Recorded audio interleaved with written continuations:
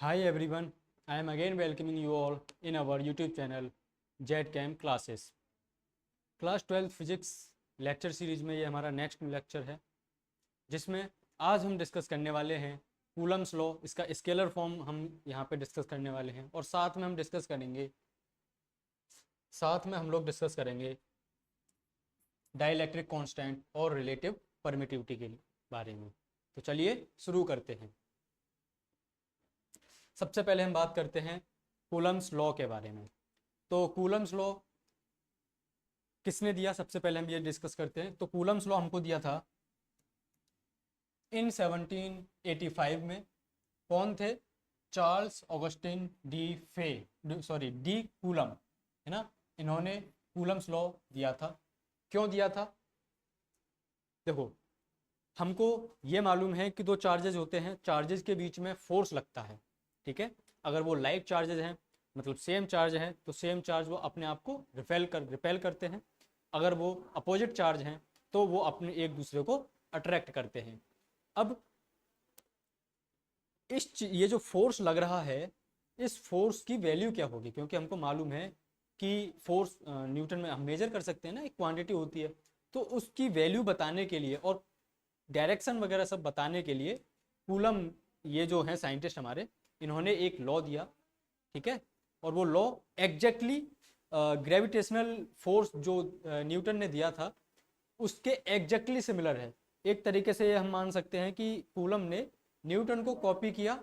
उन्होंने जो एजम्पशन दिए थे उन एजम्पशंस को उन्होंने चार्ज के लिए अप्लाई किया और वहां से उन्होंने इस लॉ को दिया।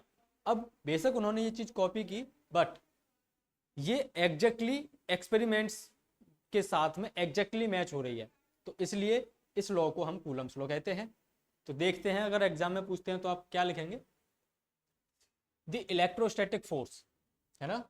ये जो फोर्स लगता है दोनों चार्जेस के बीच में उसको हम क्या बोलते हैं? Electrostatic force. Electrostatic force of attraction और रिपल्सन, ये दोनों टाइप का हो सकता है, हम पढ़ चुके हैं। Between two stationary point charges, दो पॉइंट चार्जेस हैं जो कि रेस्ट पे हैं, उनके बीच में एक फोर्स लग रहा है जिसको हम क्या बोल रहे हैं? Electrostatic force is directly proportional to the product of the magnitudes of the charges and inversely proportional to the square of the distance between them। इन्होंने दो अपने एजम्पशन दिए। क्या? पहला पहला उन्होंने कहा कि जो फोर्स ऑफ अट्रैक्शन है, वो फोर्स ऑफ अट्रैक्शन इन दो चार्जेस हैं। सपोज यहाँ पे ये दो चार्जेस Q1 और Q2 है, ठीक है। ये दोनों डिस्टेंस r से सेपरेटेड हैं, ठीक है। अब ये दोनों लाइक चार्जेस भी हो सकते हैं, अपोजिट चार्जेस भी हो सकते हैं, ये डिपेंड करेगा इनकी वैल्यूज के साइन के ऊपर, ठीक है। अब इन्होंने कूलम ने क्या बताया कि ये जो फोर्स है वो इन दोनों चार्जेस का जो मल्टीप्लाई होगा, इन दोनों चार्जेस की जो वैल्यू होगी उनके प्रोडक्ट के डायरेक्टली प्रोपोर्शनल होगा, ठीक है। और इन्होंने दूसरी बात क्या बताई? दूसरी बात उन्होंने ये बताई कि ये जो फोर्स होगा वो इन दोनों चार्जेस की बीच की डिस्टेंस के स्क्वायर के इनवर्सली प्रोपोर्शनल है। स्क्वायर के इनवर्सली प्रोपोर्शनल है, मतलब ये चीज, ये इन्होंने दो चीजें बताई। अब हम इसको इक्वेशन 1 बना लें, इसको इक्वेशन 2 बना लें। अब हम इन दोनों इक्वेशन को जब कंबाइन करेंगे तो यहाँ पे हम लिखेंगे कंबाइनिंग इक्वेशन 1 एंड 2। तो यहाँ से हमको क्या मिलेगा? F directly proportional to Q1 Q2 divided by R square. जब हमको पता है कि इस प्रोपोर्शनैलिटी कांस्टेंट को जब हम रिमूव करते हैं तो इस प्रोपोर्शनैलिटी को जब हम रिमूव करते हैं तो एक कांस्टेंट ऑफ प्रोपोर्शनैलिटी इंक्लूड करते हैं। तो यहाँ पे हम ये इंक्लूड करेंगे F इक्वल्स टू के Q1 Q2 divided by R square. ये जो K है, K की वैल्यू होती है 1/4πε0, जिसकी वैल्यू होती है 9 इंटू 10 पावर 11, 9 इंटू 10 पावर-11। इसकी जो यूनिट होगी वो यूनिट होगी न्यूटन मीटर स्क्वायर पर कूलम स्क्वायर, ठीक है। इस कांस्टेंट को हम इलेक्ट्रोस्टैटिक फोर्स कांस्टेंट कहते हैं, ठीक है। इसकी वैल्यू इतनी होती है, ये आप ध्यान रखेंगे। और यहाँ पे एप्सिलॉन नोट, ये एप्सिलॉन नोट दिया हुआ है, इसको हम बोलते हैं परमिटिविटी। अब क्योंकि ये दोनों चार्जेस हमने स्पेस में लिए हुए हैं, किसी मीडियम में नहीं है, ये दोनों चार्जेस हमने स्पेस में लिए हुए हैं, तो ये जो परमिटिविटी है, ये परमिटिविटी होती है परमिटिविटी ऑफ फ्री स्पेस, ठीक है। इसकी वैल्यू भी होती है जो कि होती है 8.85 10⁻⁻12। इसका यूनिट हम निकालेंगे तो यूनिट हो जाएगी कूलम स्क्वायर पर न्यूटन मीटर स्क्वायर, ठीक है।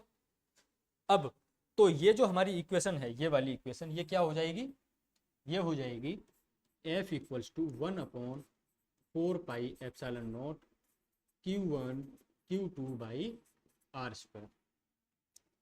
यही इसी इक्वेशन को बोलते हैं हम इक्वेशन ऑफ, या फिर कूलम्स इक्वेशन, ठीक है, कूलम्स फोर्स लॉ। इसी इक्वेशन को हम बोलते हैं कूलम्स लॉ, ठीक है। ये जो फोर्स लगता है, इस फोर्स को हम इलेक्ट्रोस्टैटिक फोर्स या कूलम फोर्स भी बोलते हैं, ठीक है। नेक्स्ट चलते हैं। अभी हमने ये जो फोर्स डिस्कस किया है, ये हमने डिस्कस किया है फ्री स्पेस में। अब हम इसको डिस्कस करेंगे किसी, अगर ये चार्जेस हमारे किसी मीडियम में रखे हुए हों, है ना। मीडियम मतलब जैसे स्पेस में तो कुछ नहीं है, हवा कुछ भी नहीं है, इस कोई मीडियम मतलब जहाँ पे एटम्स होते हैं, है ना, जहाँ पे कुछ मैटर होता है, उस मीडियम में हम इन चार्जेस को रखेंगे। तो देखते हैं, नेक्स्ट चलते हैं। यहाँ पे अगर हमारे पास ये जो चार्जेज हैं, सपोज एक चार्ज ये है, एक चार्ज ये है, दोनों सेम डिस्टेंस से सेपरेटेड हैं, वहाँ पे भी हमने r डिस्टेंस लिया हुआ था और यहाँ पे भी हम r ही डिस्टेंस ले रहे हैं, ठीक है। तो ये कितनी डिस्टेंस से सेपरेटेड हैं, r डिस्टेंस से सेपरेटेड हैं।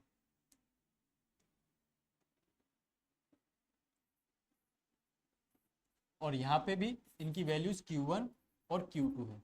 बट यहाँ पे डिफरेंस क्या है, यहाँ पे डिफरेंस ये है कि यहाँ पे हम इस सिस्टम को स्पेस में ना लेके किसी मीडियम में लेते हैं, ठीक है, किसी मीडियम में। अच्छा, मीडियम की वजह से क्या फर्क पड़ेगा, तो मीडियम की वजह से क्या फर्क पड़ेगा वो हम यहाँ पे देखेंगे। तो देखो, सबसे पहले अगर हम वैक्यूम में फोर्स की बात करें, ये जो F है, ये हमारा क्या है, वैक्यूम में फोर्स है। वो क्या आया था हमारा 1/4πε0 Q1 Q2 by R square. अब जब हम इस सिस्टम को किसी मीडियम में रखते हैं, इसको हम इक्वेशन 1 बना लें, जब हम इसको किसी इक्वेशन में रखेंगे तो यहाँ पे जो फोर्स है वो हो जाएगा force in medium between these two charges. Distance भी सेम है और चार्जेस की वैल्यू भी सेम है, बट फर्क कहाँ आएगा, फर्क आएगा इसमें 4πε Q1 Q2 by R square, और ये हो गया सेकेंड इक्वेशन। यहाँ पे ये जो एप्सिलॉन नॉट था वो स्पेस की परमिटिविटी थी, ठीक है, ये जो एप्सिलॉन नॉट था वो स्पेस के लिए परमिटिविटी थी। अब हम जिस मीडियम में आए, हमको यहाँ पे उस मीडियम की परमिटिविटी रखनी है। एप्सिलॉन क्या है, जिस मीडियम में हमने इसको रखा है उस मीडियम की परमिटिविटी। यहाँ से मैं लिख देता हूँ परमिटिविटी ऑफ मीडियम। अच्छा, अब हमको देखना है कि इस सिस्टम को स्पेस के बजाय मीडियम में रखने की वजह से फोर्स पे कोई कुछ फर्क पड़ा या नहीं पड़ा। बेसिकली हम इन दोनों फोर्सेस को कंपेयर करने की कोशिश करते हैं। तो हमारा फोर्स वैक्यूम में ये है, मीडियम में ये है। अगर मैं इन दोनों इक्वेशन को डिवाइड कर दूं, यहाँ पे मैं लिखूंगा इक्वेशन 1 डिवाइडेड बाई इक्वेशन 2। तो देखिए F डिवाइडेड बाई FM, इसको इससे डिवाइड किया, इक्वल्स, देखो इसको 1/4πε0 Q1 Q2 by R square, नीचे 1/4πε, ठीक है, Q1 Q2 by R square. अब देखिए यहाँ से ये और ये कैंसिल हो जाएगा, 1/4π से 1/4π कैंसिल हो जाएगा, क्या बचेगा 1/एप्सिलॉन नॉट डिवाइडेड बाई 1/एप्सिलॉन, मतलब ये 1/एप्सिलॉन। अब ये जो 1/एप्सिलॉन नॉट है ये इसके डिवाइड में है, ठीक है। अब हम यहाँ से इसको थोड़ा सा और आगे लेके चलें, तो F/m इक्वल्स टू, देखो ये डिनोमिनेटर का डिनोमिनेटर है, तो ये ऊपर चले जाएगा और ये नीचे आ जाएगा, मतलब ये आ जाएगा एप्सिलॉन/एप्सिलॉन नॉट। अच्छा, एक और चीज़ मैं आपको यहाँ पे बता दूँ, किसी भी मीडियम की जो परमिटिविटी होती है, किसी भी मीडियम की जो परमिटिविटी होती है, सपोज ये यहाँ पे एप्सिलॉन मैंने लिखा था, तो ये जो एप्सिलॉन है वो, उसको हम लिखते हैं in terms of vacuums permittivity. तो यहाँ पे हम इसको लिखते हैं एप्सिलॉन आर, ठीक है, into epsilon naught. Epsilon equals to epsilon R into epsilon naught. यहाँ पे एप्सिलॉन आर को बोला जाता है रिलेटिव परमिटिविटी और एप्सिलॉन नॉट स्पेस की परमिटिविटी है, और ये मीडियम की परमिटिविटी है।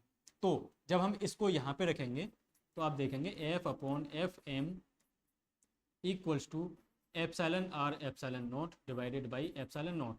फिर इसको सॉल्व आप करेंगे तो F/Fm equals to epsilon naught से एप्सिलॉन नॉट कैंसिल हो गया एप्सिलॉन आर। अब इसको हमको Fm को देखना है, देखो Fm मैंने इसको पलट दिया, तो Fm/F इक्वल्स टू 1/एप्सिलॉन आर। इसको नेक्स्ट आप लेके जाएंगे तो Fm equals to F divided by epsilon R. ये फॉर्मूला आपके पास आया। इस फॉर्मूले को आप थोड़ा सा इंटरप्रेट किस तरीके से करेंगे, तो ये हमारा फोर्स है इन वैक्यूम और ये हमारा फोर्स है इन मीडियम, जबकि चार्ज की वैल्यू सेम है और जो भी उनके बीच में जो सेपरेशन है आर वो भी सेम है। तो Fm मीडियम का जो फोर्स है वो इस F की वैल्यू का कितना है 1/एप्सिलॉन टाइम्स। अच्छा, ये जो एप्सिलॉन आर है इसको क्या बोलते हैं, रिलेटिव परमिटिविटी, इसको ही हम बोलते हैं K। K क्या है, dielectric constant of the medium, ठीक है। K क्या है, dielectric constant of the medium. तो मैं इस चीज को ऐसे भी लिख सकता हूं Fm equals to F divided by K, और ये जो K है या K equals to epsilon R, इसकी जो वैल्यू है वो हमेशा 1 के बराबर या 1 से ज़्यादा होती है। 1 के बराबर किसके लिए होती है, 1 के बराबर होती है स्पेस के लिए, बाकी किसी भी मीडियम के लिए इसकी वैल्यू हमेशा 1 से ज़्यादा होती है। तो यहाँ से आप क्या निष्कर्ष निकालेंगे, ये वाला जो डिनोमिनेटर है वो 1 के बराबर, मिनिमम वैल्यू 1 के बराबर है और मैक्सिमम वैल्यू 1 से ज़्यादा है, ठीक है। तो ये वाली जो टर्म आएगी Fm जो आएगी वो हमेशा क्या आएगी, Fm, यहां से हम इसको लिखते हैं Fm is always greater than F और इक्वल्स टू F। मतलब इसका निष्कर्ष में क्या निकालूंगा, नेक्स्ट चलते हैं। यहाँ पे मैंने लिखा Fm is always greater than और इक्वल टू F। मतलब Fm क्या था, मीडियम में फोर्स, और F क्या है, वैक्यूम में फोर्स। तो यहाँ पे निष्कर्ष हमारा ये निकलेगा कि किसी भी मीडियम में सेम चार्ज और सेम सेपरेशन के लिए जो फोर्स ऑफ अट्रैक्शन होता है, मतलब कूलम फोर्स जो लगता है, वो मीडियम में फोर्स, उस फोर्स की वैल्यू जो है, सॉरी मैंने यहाँ पे थोड़ा सा ये गलत लिखा है, ये जो F डिवाइडेड बाई K है ना, और K की वैल्यू 1 से ज़्यादा है, तो ये इस तरीके से आएगा, लेस देन और इक्वल टू। सिमिलरली ये भी लेस देन और इक्वल टू आएगा।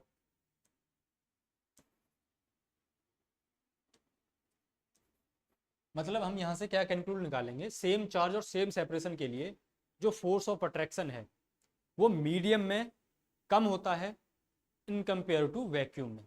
मतलब वैक्यूम में जो फोर्स लगेगा वो ज़्यादा लगेगा मीडियम में लग के बजाय। हम यहाँ से ये भी लिख सकते हैं कि ये जो एफ एम है वो प्रोपोर्शनल है 1/k के, इनवर्सली प्रोपोर्शनल है ना। मतलब कि जो फोर्स इन मीडियम है वो k की वैल्यू के इनवर्सली प्रोपोर्शनल है। यहाँ से हम कंक्लूड क्या कर सकते हैं, for a medium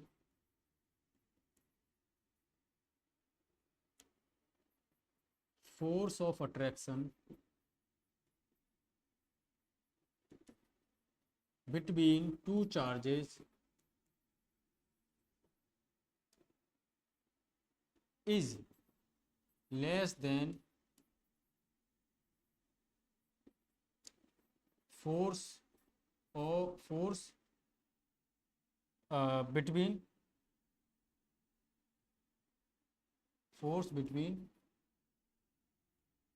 those charges in vacuum।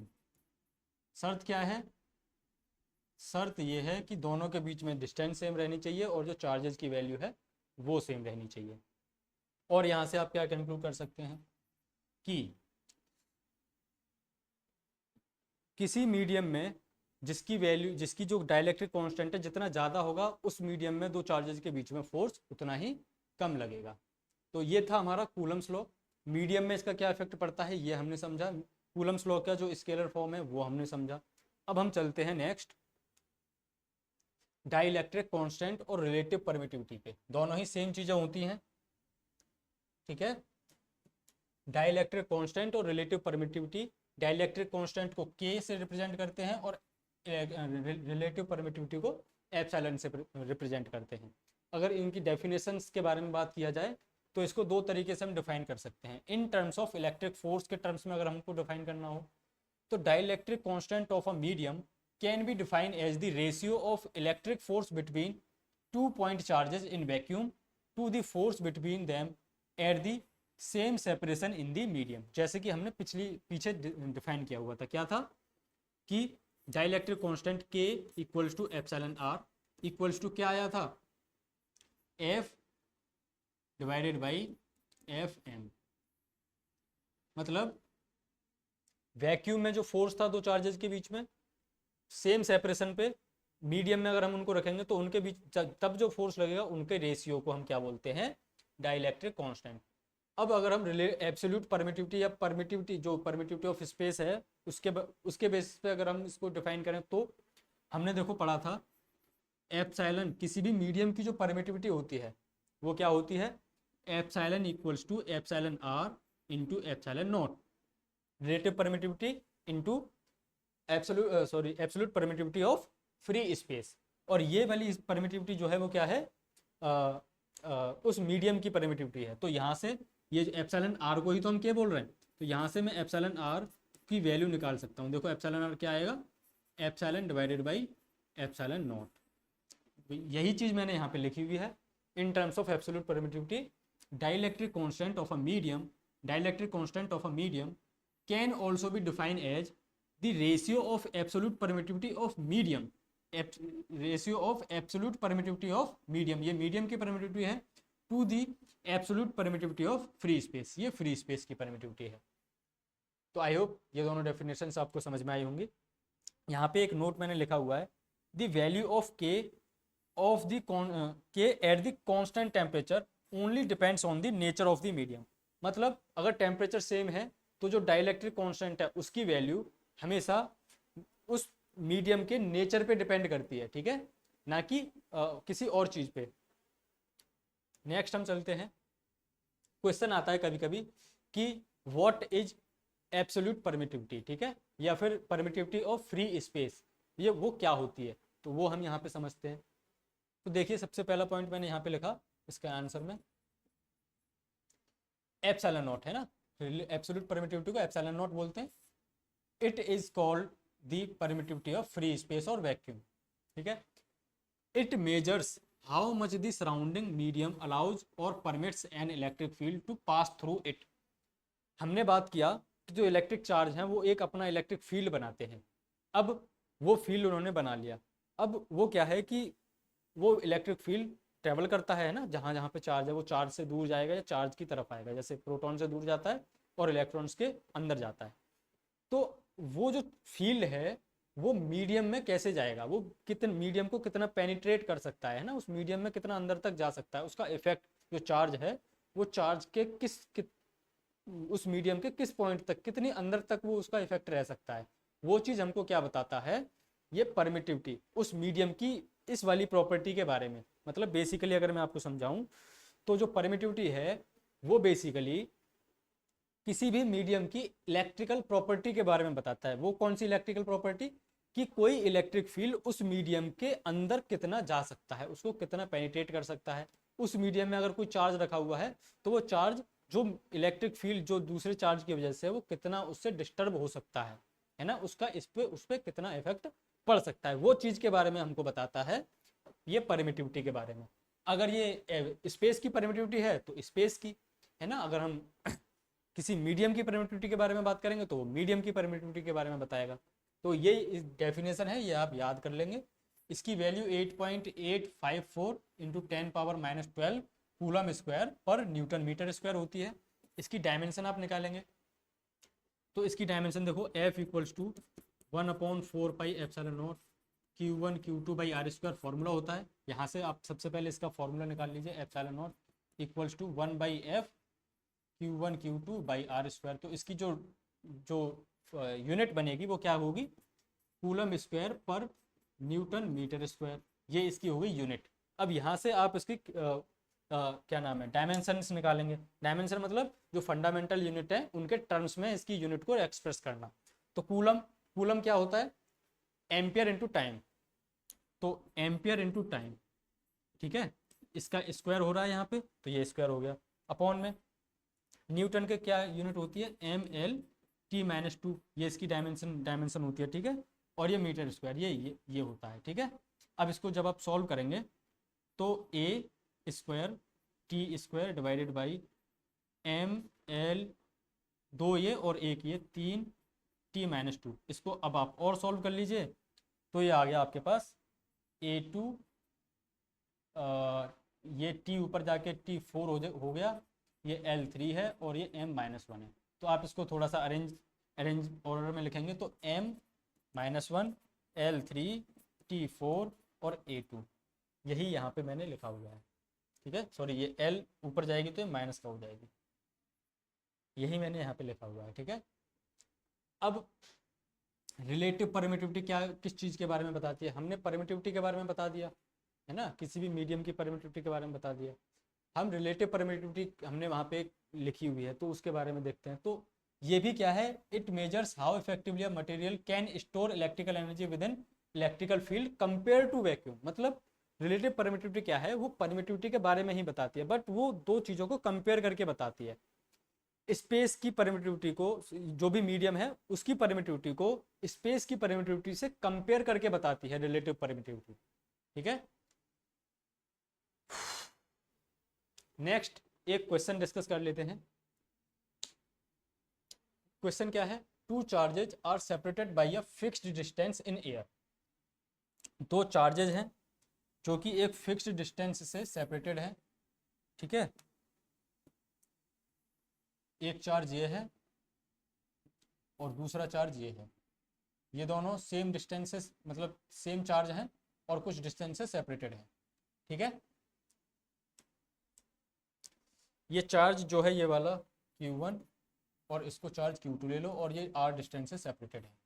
अब इन्होंने क्या आगे बोला, if a mica sheet, mica sheet मतलब ना, माइका सीट होती है उसका जिसका डाइलेक्ट्रिक कांस्टेंट क्या है, K इक्वल्स टू 6 इन्होंने दिया हुआ है, इज इंसर्टेड बिटवीन देम, इन दोनों चार्जेस के बीच में मान लो कि ये एक ही ऐसे करके माइका की सीट ऐसे करके डाल दी, जिसका डाइलेक्ट्रिक कांस्टेंट क्या है, 6 है। How does the electrostatic force change, हमको ये बताना है कि फोर्स में क्या बदलाव आएगा। जब ये माइका सीट नहीं थी तब क्या था, और माइका सीट आ गई तब क्या है। तो यहाँ से अगर हम इसका सॉल्यूशन लिखें तो देखो दो तरीके हैं। यहाँ से आप इसका फ्री उसमें वैक्यूम में फोर्स निकाल लें। तो वैक्यूम में फोर्स क्या था, 1/4πε0 Q1 Q2 divided by R square. और आप इसका मीडियम में, ये माइका सीट डालने से मीडियम आ गया ना बीच में, तो इस मीडियम में फोर्स क्या था, 1/4πε। एप्सिलॉन को हमने एप्सिलॉन आर एप्सिलॉन नॉट लिखा हुआ था, Q1/Q2/r²। इसको इक्वेशन 1 मान लो, इसको इक्वेशन 2 मान लो, दोनों को डिवाइड कर दो, तो F vacuum divided by F medium, इसको मैंने एफ एम लिख दिया। 1/4ε0 से 1/4ε0 कैंसिल हो गया, इससे ये कैंसिल हो गया, क्या बचेगा 1/1/εr, तो ये आ गया एप्सिलॉन आर। हमको क्या निकालना था, फोर्स इन मीडियम। तो एफ एम क्या आएगा, यहाँ से आप देखिए एफ एम को इधर ले जाइए, एप्सिलॉन आर को इधर ले जाइए, तो ये आ गया F in vacuum divided by epsilon R. या फिर आप इसको directly F M equals to F vacuum को हम एफ लिख रहे थे और एप्सिलॉन आर को आप डायरेक्टली के लिख दीजिए। ठीक है, तो अब के की वैल्यू क्या है 6। जब आप के की वैल्यू यहाँ पे रखेंगे तो एफ एम आ जाएगा 1/6 एफ। मतलब पहले माइका सीट नहीं थी तो फोर्स क्या था एफ, जो कि वैक्यूम वाला था। अब माइका सीट हमने डाल दी तो फोर्स क्या हो गया एफ एम, जो कि क्या हो गया इस एफ का 1/6 टाइम्स हो गया, मतलब कि इस एफ का 6th पार्ट हो गया। तो यहां से आप क्या आंसर लिखेंगे इसका, यहां से आप लिखेंगे the force will be 1/6 times of the previous force. Previous force मतलब जो कि उस पर पहले लग रहा था। ठीक है, वरना आप इतना भी छोड़ेंगे तो भी सफिशियंट है। तो आई होप आपको ये क्वेश्चन समझ में आया होगा, आपको ये टॉपिक समझ में आया होगा।